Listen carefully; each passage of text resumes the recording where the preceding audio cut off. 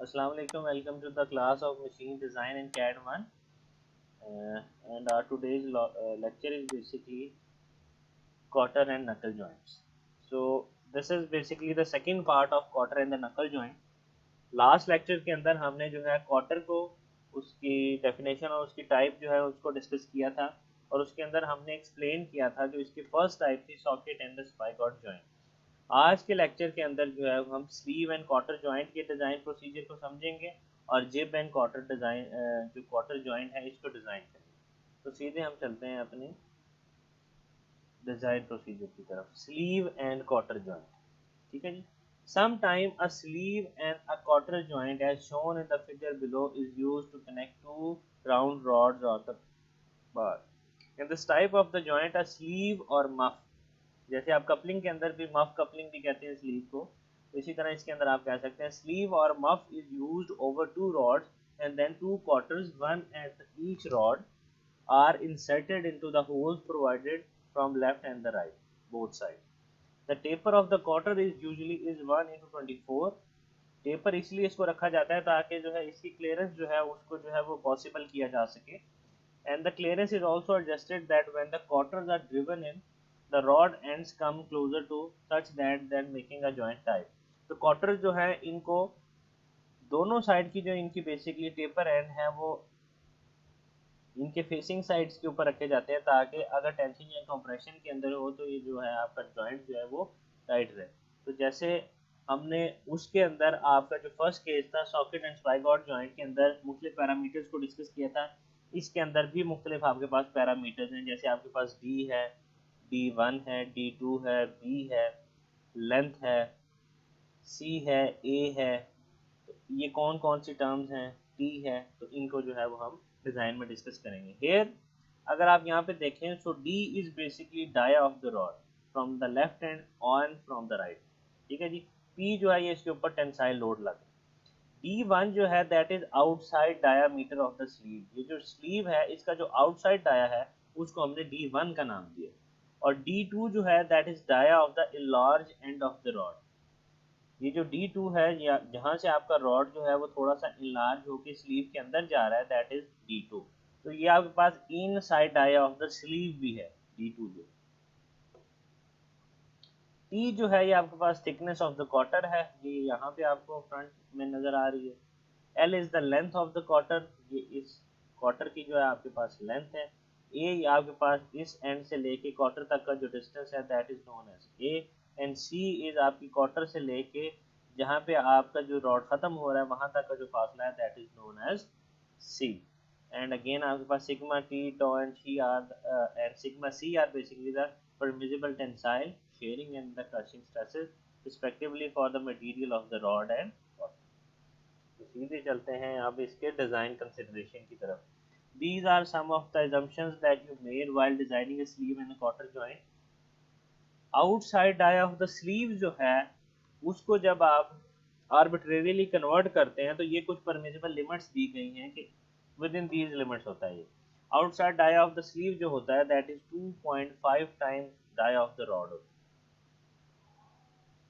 जो dia of the large end of the rod D2 होता है that is 1.25 times of the dia of the rod. Length of the sleeve होती है 8 times of the dia. Thickness of cotters होती है आपके पास D2/4 और 0.31/D। width of the quarter होती है 1.25 times of the dia and length of the quarter is 4 times of the dia, ठीक है जी। एंड ए और सी के लिए इक्वेट करने के लिए आपके पास जो इक्वेशन है that is 1.25 times to the D, लेकिन यूजुअली ए और सी जो है ये इक्वल नहीं होते। अभी जब हम डिज़ाइन करेंगे तो आप ये सारी चीज़ें देखेंगे। तो इसके अंदर भी जैसे हमने पिछले केस के अंदर मोड ऑफ फेलियर जो है वो डिस्कस किए थे, तो वन बाय वन सारे मोड ऑफ फेलियर जो है वो हम इसके अंदर डिस्कस करेंगे और फिर इसको डिज़ाइन करेंगे। तो सबसे पहले है failure of the rod in tension, यानी कि जब आपने इसके ऊपर फुल फोर्सेस लगाए तो रॉड जो है वो बेसिकली फेल हो गया, यानी कि रॉड ही टूट गया। तो उस केस में जो आपके पास रेजिस्टिंग एरिया होगा वो रॉड का एरिया होगा 5/4 इंटू डी स्क्वायर। आप इसको टेंसाइल स्ट्रेस से मल्टीप्लाई कर देंगे तो ये आपके पास टेयरिंग रेजिस्टेंस आ जाएगी। उसके बाद failure of the rod in tension across the weakest section. अब weakest section of the rod कौन सा है, जहाँ पे आपने स्लॉट बनाई हुई है और स्लॉट के लिए डाया D2 इसलिए यूज कर रहे हैं कि ये वो वाला एंड है रॉड का जो स्लीव के अंदर गया हुआ है, यानी कि इनलार्ज्ड एंड है। तो इनलार्ज एंड का डाया था D2, उसमें से स्लॉट का एरिया माइनस कर देंगे, वो क्या था D2 इंटू टी। तो ये आपके पास इसका एरिया आ जाएगा, तो उसको स्ट्रेस से मल्टीप्लाई कर देंगे तो ये आपके पास टेयरिंग रेजिस्टेंस या टेयरिंग स्ट्रेंथ आ जाएगी P is equal to pi by 4 D2 square minus D2 by T multiply by sigma T। Failure of the और कॉटर इन क्रशिंग, आपकी कॉटर या रॉड अगर क्रशिंग में फेल हो जाए तो उस केस में स्पाइगॉट की तरह इसमें भी आपके पास सेम ही फार्मूला है D2 इंटू टी। तो D2 into T into sigma C, that is why P is equal to D2 multiply by T multiply by sigma C. Failure of the sleeve across the slot, अगर आपकी जो sleeve है वही टूट जाती है तो स्लीव टूटेगी वीकेस्ट सेक्शन में। वो कौन सा सेक्शन है जहाँ पे आपने इसमें स्लॉट बनाया हुआ है, और जो आउटसाइड डाया था स्लीव का वो था D1 और जो इनसाइड डाया था वो था D2। इस वाले एरिया में से स्लॉट का एरिया माइनस कर देंगे तो आपके पास एरिया बनेगा पाई by 4 D1 square minus D2 square, क्योंकि आपके पास हॉलो चीज है, माइनस D1 माइनस D2 और इसको थिकनेस से मल्टीप्लाई कर देंगे। ये आपके पास एरिया है, इसको सिग्मा टी से मल्टीप्लाई कर देंगे तो ये आपके पास स्ट्रेंथ आ जाएगी। Failure of the sleeve in shear, when your sleeve will fail in shear, the formula will be 2 into d1 minus d2 into c. Since the socket end is in double shear, therefore the area would be 2 into d1 minus d2 into c. आप इसको sharing stress से multiply कर देंगे तो ये आपके पास final equation बनेगी P is equals to 2 d1 minus d2 into c into tau।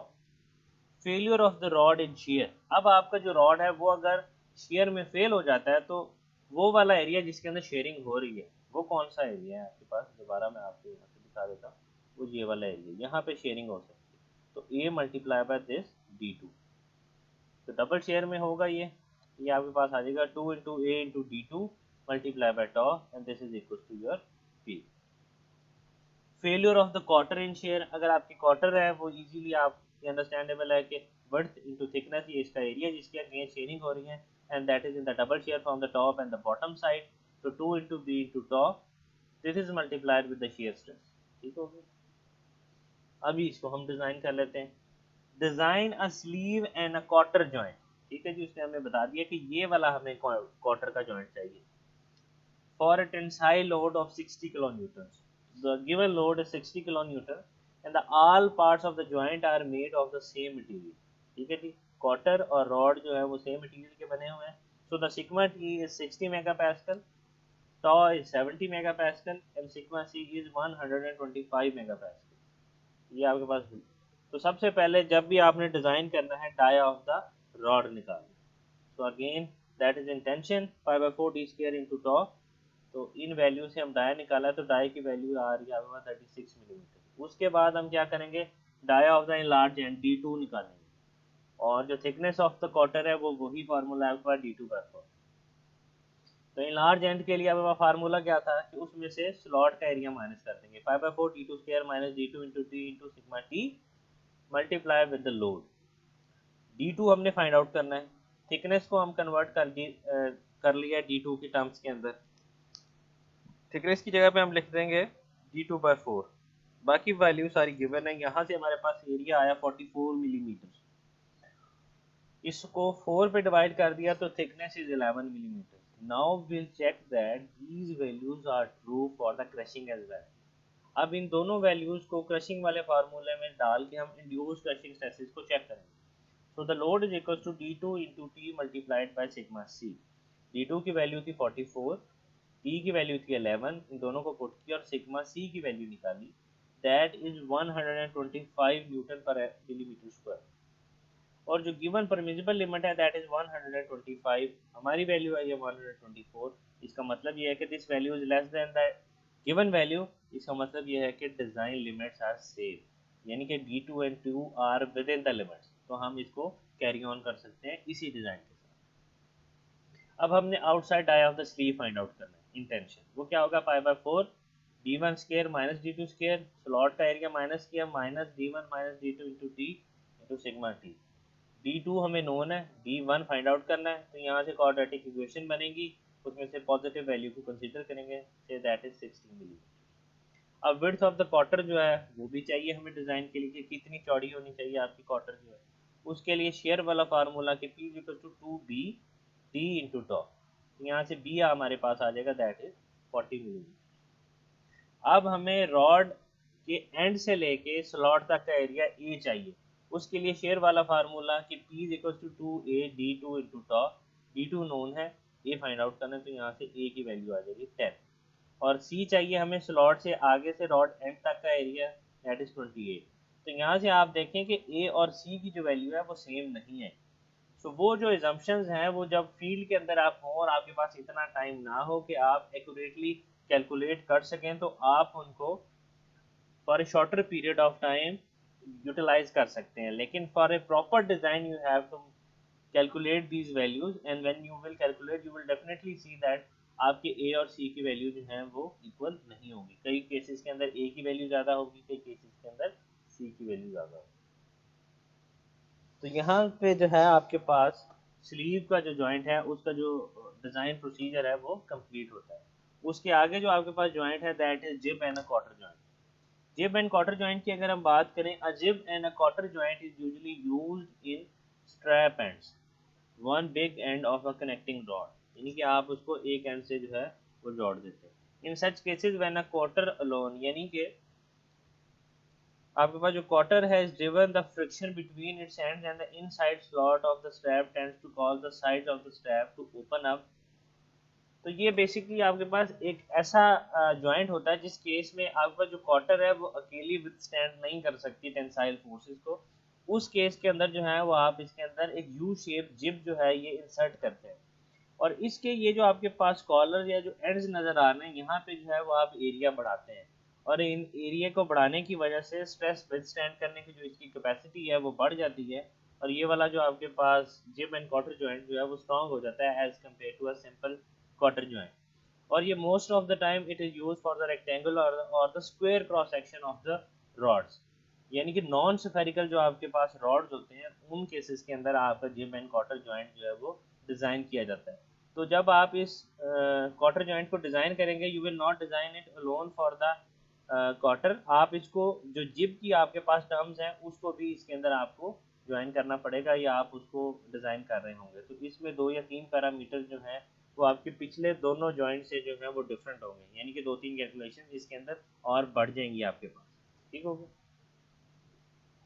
तो ये आपको इसका व्यू दिखाया गया है। इसके अंदर जिस तरह हमने पिछले दोनों जॉइंट्स के अंदर देखा था, जैसे आपके पास डी था वो डाई ऑफ द रॉड था, D2 जो था वो आपके पास inside dia of the slot था, D1 जो था वो आउटसाइड आया था। इसी तरह इसके अंदर ये टर्म्स हैं जिसको जो है वो हम यूज़ करेंगे। तो सबसे पहले हम आते हैं, जो हमने इसको भी डिज़ाइन करना है फॉर द टेंसाइल स्ट्रेसेस। ठीक है जी। So P is basically the thrust of the pull forces. ये आपकी जो है ये पुल फोर्स जो है ये इसके ऊपर लग रही है, ये आपको यहाँ पे शो की गई है इस एंड के ऊपर और इस एंड के ऊपर। D is the dia of the rod. तो अभी जो डिज़ाइन के केस में वो इसको डिस्कस कर रहा है, वो इसको राउंड रॉड के लिए जो है वो डिज़ाइन कर रहा है, और बाकी चीज़ें जो है वो उसके रिस्पेक्ट से जो है वो हम एज्यूम करेंगे। सो B1 is basically the width of the strap. तो ये कौन सी स्ट्रैप है? ये बेसिकली आपकी ये जो आपके पास जिब है, ये B1 जो है ये बेसिकली आपके पास ये जो आपके पास स्ट्रैप है यानी कि स्क्वायर क्रॉस सेक्शन है, इसकी जो विड्थ है दैट इज B। और जो आपके पास कैपिटल बी है ये टोटल विड्थ आपके पास क्वार्टर और जिप की है, यानी कि अगर बी आपके पास विड्थ ऑफ द क्वार्टर है और small B1 is width of the zip, तो इन दोनों को जब आप प्लस कर देंगे B plus B1 that is equal to capital B, this is the total width of the gib and the cotter. बाकी आपके पास पैरामीटर सेम है। T जो है वो आपके पास थिकनेस ऑफ द क्वार्टर है, T1 जो है वो आपके पास थिकनेस ऑफ द स्ट्रैप है at the thinnest part, sigma T जो है वो आपके पास टेंसाइल स्ट्रेसेस हैं for the material of the strap, यानी कि मटेरियल ऑफ द रॉड और द बेस मटेरियल। और जो शेयर स्ट्रेस है ये आपके पास किस में आएगा? क्वार्टर या जिब के मटेरियल के अंदर जो है ये आपके पास आ रहा होगा। थिकनेस ऑफ द क्वार्टर को जो है वो आप विड्थ ऑफ द स्ट्रैप से भी कैलकुलेट कर सकते हैं।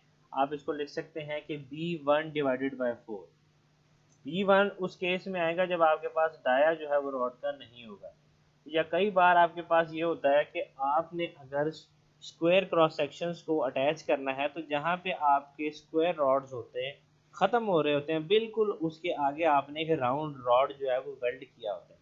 तो जो आपके पास बेसिकली विड्थ आती है आपके स्क्वायर क्रॉस सेक्शन की, वही आपके पास डाया ऑफ द रॉड होगा। वो किस तरह से होगा मैं अभी आपको वो दिखाता हूँ यहाँ पे।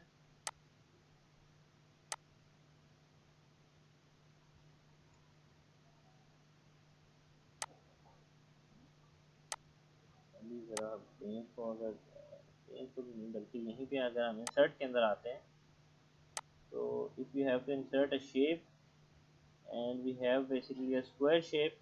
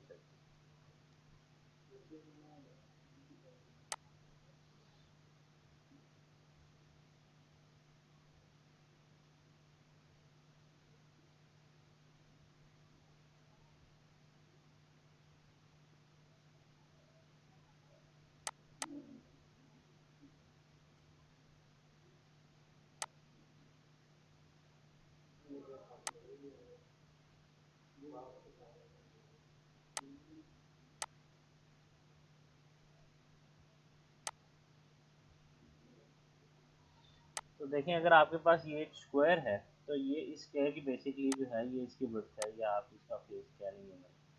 तो this is basically equal to this dia of the rod. तो हम उसके अंदर यही बात करें कि अगर आपके पास एक स्क्वायर शेप का रॉड है जिसको आपने जिब एंड कॉटर जॉइंट के साथ कनेक्ट किया है, उसकी जो आप विड्थ ऑफ द स्ट्रैप निकाल रहे हैं दैट इज B1, उसको हम कैसे डी या डाई ऑफ द रॉड के इक्वेट करें, because this is the dia of the rod and these two section are of equivalent length, that is why we are saying that these two parameters are same. अभी चलते हैं इसके design की तरफ। इसके भी मोड ऑफ फेलियर जो है वो इनको डिस्कस करते हैं। सबसे पहले आपके पास होगा failure of the strap in tension, यानी कि वो जो रॉड के साथ आपका स्क्वायर क्रॉस सेक्शन अटैच है उसका फेलियर। तो वो क्या होगा, उसकी विड्थ मल्टीप्लाई बाय उसकी थिकनेस। तो उसकी विड्थ क्या है आपके पास B1 multiplied by the thickness that is T1, और ये डबल में आपका डबल टेयरिंग हो रही होगी, so that is 2 into B1 into T1 into sigma T। तो ये आपके पास टेयरिंग रेजिस्टेंस आ जाएगी in case of tension. Equating this to the load, अगर अब हम इसको लोड के इक्वेट कर देंगे तो P is equal to 2 into B1 T1 into sigma T। ये आपके पास प्रिंसिपल इक्वेशन आ गई इसकी। From this equation the thickness of the strap at the thinnest part, that is T1, may be obtained. The thickness of the strap at the quarter T3 increased such that the area of the cross section of the strap at the quarter hole is not less than the area of the strap at the thinnest part। जो thinnest part के ऊपर आपका area आता है, यानी कि slot के अंदर जो है उसके जो फार्मूला होता है आपका, वो होता है बेसिकली ये T3 निकालने के लिए हम यूज करते हैं स्ट्रैप का। जो यहाँ पे हम बता रहे हैं T3 वाला जो एरिया है, ये कहाँ पे दिया है, ये वाला एरिया, ये बेसिकली ये वो है जो आपके पास जिप की हाइट कह लें या जिप का फेस कह लें उसकी हाइट है। इस थिकनेस को कैलकुलेट करने के लिए आपको इस प्रिंसिपल इक्वेशन को यूज़ करना पड़ेगा कि ये वाली जो इक्वेशन है 2T3B1 minus T that is equal to 2 times of this area 2 into T1 into B1। ये आप इजीली निकालते हैं अपने लोड से, और यहाँ से जो है इसको इक्वेट करके ये वाला एरिया निकाल लेते हैं T3। अभी हम इसको डिज़ाइन करेंगे तो आपको इसकी बेहतर समझ फेलियर ऑफ द जिब एंड क्वार्टर इन शेयर। जिब और क्वार्टर जो है अगर शेयर में आपके पास फेल हो रही हैं, तो आपके पास शेयरिंग एरिया बनेगा 2 times of width into thickness. तो 2 इंटू बी इंटू टी, यानी कि दैट इज द कंबाइंड, क्योंकि दोनों आपकी फेल हो रही हैं। सो लोड आ जाएगा 2 into B into T multiplied by the tau. बाकी की जो वैल्यू है from this equation the total width B of the cotter is obtain in the joint as shown in the figure. The proportions of which are B1 जो है वो होता है 0.55 times of B, and B जो है that is 0.45 times of the B, यानी कि width of the cotter and width of the zip वो आप अलग अलग निकाल सकते हैं जब आपके पास टोटल वैल्यू है T की। थिकनेस ऑफ द स्ट्रैप आप निकाल सकते हैं, T4 जो है उसकी रेंज होती है 1.15 times of T1 to 1.5 times of T, and length के लिए फार्मूला है 2 into T1, and length L2 के लिए फार्मूला है आपके पास 2.5 टाइम्स ऑफ T1। तो ये वाली जो सारी टर्म्स है ये आप अज्यूम करेंगे। यहाँ से हम एक डिज़ाइन का न्यूमेरिकल करते हैं कि the big end of a connecting rod as shown in the figure is subjected to the maximum load of 50 kilo newton. तो P हमें गिवन है। Dia of the circular part of the rod adjacent to the strap, यानी कि dia adjacent to the strap, यानी कि dia जो है that is connected with the rod which is not spherical. तो ये आपके पास जिप एंड कॉटर जॉइंट है। Design the joint assuming the permissible tensile stresses for the strap of the material is 25 megapascal and the permissible shear stresses are for the jib material are 20 megapascal। तो sigma T की value 25 है, टॉ की value 20 है। ये दोनों value जो है वो हमें गिवन दे दी गई। तो सबसे पहले इस केस में हम क्या निकालेंगे, width of the strap. So to find out the width of the strap, generally, basically, you have to use your design data book। design data book के अंदर आपको width of the strap जो है वो ये बताएगी कि B1 जो है that is equal to dia of the given rod। वो मैंने अभी जो आपको स्क्वायर और उसके अंदर होल जो है वो बना के सिखाया है कि कैसे B1 is equal to D। तो जो आपके पास given value of 75 mm dia of the rod है उसी को हम अज्यूम करेंगे कि that is the width of the strap D1। So B is equals to D, that is 75 millimeters। अब इस वैल्यू से जो है कुछ वैल्यूज हम अज्यूम करेंगे। थिकनेस ऑफ द क्वार्टर जो होती है वो क्या होती है आपके पास, डाया डिवाइडेड बाय 4, यानी कि B1 डिवाइडेड बाय 4। तो सीधी सीधी यहाँ से आपके पास थिकनेस ऑफ द क्वार्टर निकल आएगी 20 मिलीमीटर। ठीक है। Height T2 and length of the gib L3 that are equal to thickness of the cotter, यानी कि T2 और L3 जो है these two parameters are equal to the thickness of the cotter. तो ये दोनों पैरामीटर्स की वैल्यू भी आपके पास यहीं से निकल आएंगी which are basically 20 millimetre. Next is thickness of the strap at the thinnest part, यानी कि T1 जो है वो आपने लेनी है। तो T1 के लिए अभी हमने फार्मूला जो लोड वाला पढ़ा था, तो उस केस में जो फेलियर था that was due to tension. तो in that case P is equal to 2 into B1 T1 multiplied by sigma T। B1 की वैल्यू हमें नोन है, लोड की वैल्यू हमें गिवन है, सिग्मा T की वैल्यू हमें गिवन है। यहाँ से T1 की हमारे पास वैल्यू आ जाएगी that is 15 millimetre. When you have this value of T1, you will equate this equation to this equation that was 2T3 B1 minus T। यहाँ से हम T3 निकालते हैं, यानी कि thickness of the strap at the cotter. तो ये value इसके इक्वल हम इक्वलेंट करके पुट करेंगे, तो यहाँ से हमारे पास T3 की जो वैल्यू है दैट इज 21 मिलीमीटर। नेक्स्ट जो है total width of the zip जो है वो हमें चाहिए। उसमें हमारे पास शेयर वाला फार्मूला है कि load is equal to 2 into B into D multiply by tau. So B is equal to 65 millimetre. तो आप जो है अलग अलग जिब और क्वार्टर की यहाँ से विड्थ निकाल सकते हैं that is 0.5 times of B and 0.45 times of the B, 36 and 30। बाकी जो डायमेंशन है वो उन्हीं जंक्शन से हम निकालेंगे। T4 जो है that is 1.25 times of T1, value आ गई। L1 जो है 2 इंटू T1 30 मिलीमीटर, और L2 जो है वो आपके पास 2.5 times of T1 that is 40 millimeters। So design would be completed, and that was all from jib and quarter joint। I hope you have understand the lecture। So thank you so much. Allah.